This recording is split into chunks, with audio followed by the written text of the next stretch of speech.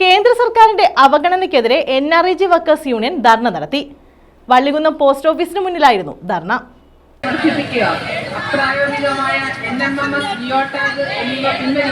വള്ളികുന്നം ഗ്രാമപഞ്ചായത്തിലെ തൊഴിലുറപ്പ് തൊഴിലാളികളുടെ നേതൃത്വത്തിലാണ് വള്ളികുന്നം പോസ്റ്റ് ഓഫീസിന് മുന്നിൽ ധർണ സംഘടിപ്പിച്ചത്.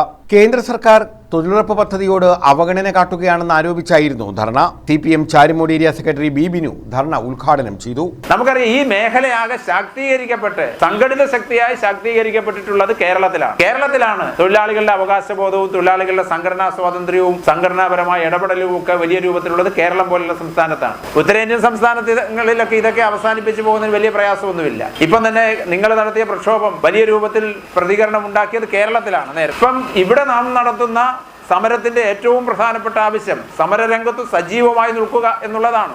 ഏരിയ കമ്മിറ്റി അംഗം വി വിനു അധ്യക്ഷത വഹിച്ചു. പുത്തൻ സാങ്കേതിക സംവിധാനത്തിന്റെ NNMSന്റെ ജിയോ ടാഗിന്റെ എല്ലാം പേരിൽ ഈ പറയുന്ന സാധാരണ തൊഴിലാളികളെയും ദ്രോഹിക്കുന്ന സമീപനമാണ് സ്വീകരിച്ചിരിക്കുന്നത്. അതോടൊപ്പം തന്നെ മിനിമം വേജസ് 600 രൂപ ആക്കണമെന്നുള്ളതാണ് പ്രധാനപ്പെട്ട ഒരു മുദ്രാവാക്യം. KV Abhilash, Ravindranath, K Raju, സരിംകുമാർ, Sreeja Suresh, Biju Prasad, K Maniyamma തുടങ്ങിയവർ പങ്കെടുത്തു. ഇടതുപക്ഷത്തിന്റെ പിന്തുണയോടുകൂടി നടപ്പിലാക്കിയ ഈ തൊഴിലുറപ്പ് പദ്ധതി അത് ഇല്ലാതാക്കാൻ കേന്ദ്ര ഗവൺമെന്റ് ശ്രമിക്കുകയാണ്. ഇത് ഒരു കാരണവശാലും പുറമോട്ട് പോകാൻ ഇവിടുത്തെ തൊഴിലാളികൾ അനുവദിക്കരുത് എന്ന് മാത്രം പറഞ്ഞുകൊണ്ട് ന്യൂസ് ബ്യൂറോ, വള്ളികുന്നം.